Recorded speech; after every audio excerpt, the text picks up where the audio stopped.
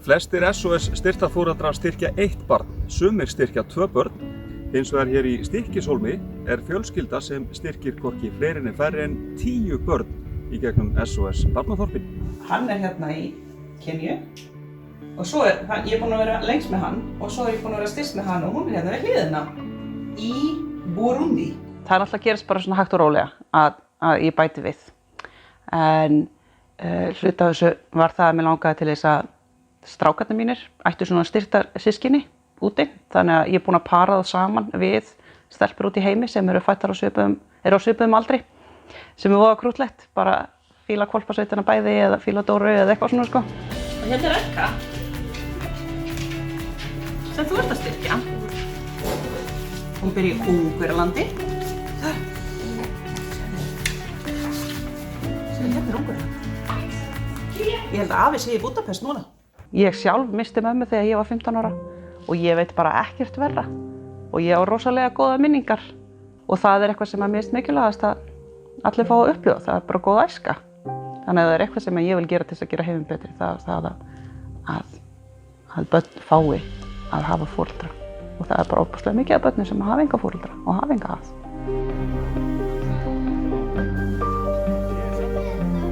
Og þetta er bara svona það málefni sem að brenna bara svona mest á mér, getur við sagt. Munaðarlaus börn. Hei strákar, komið og bendið þetta á kortið, hvar krakkarnir ykkar eru. Takk. Emmi, og hvað er myndin af henni? Takk. Emmi.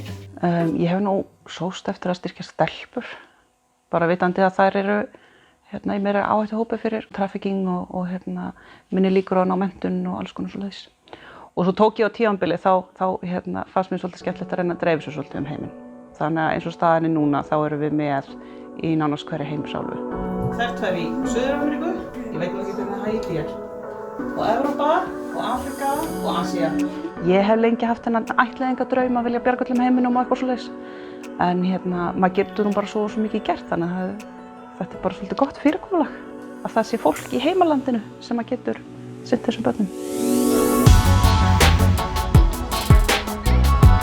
Fyrir mér er þetta alveg klárlega uppeldislegs eðlis að tengja þá svona við. Þeir allavega klárlega eru víðsýnir fyrir vikið. Og eins og fyrir mig sem að er kannski svona driffjöðurinn á baku þetta í fjölskyldunni. Að þegar manni finnst allt einhvern veginn vera erfitt í lífinu, að geta þá bara hugga sig við það. Maður er allavega að leggja sitt af mörkum, koma einhverju góðu til leiðar. Og bara þetta að maður þarf ekki alltaf að vera neitandi, maður getur líka að vera veitandi. Og þetta eru bara svo mikið forréttindi að vera Vesturlandabúi.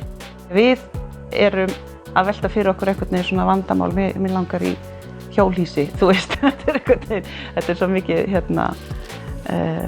atriði sem að skiptir engu máli. Þannig sé í stóra þú veist, það eru börn þarna úti sem að eiga ekki foreldra og hafa ekki hreint vatn og fá ekki menntun. Mér finnst þetta bara að vera svona siðferðileg skylda okkar að aðstoða og mér finnst ég vera að gera ósköp lítið.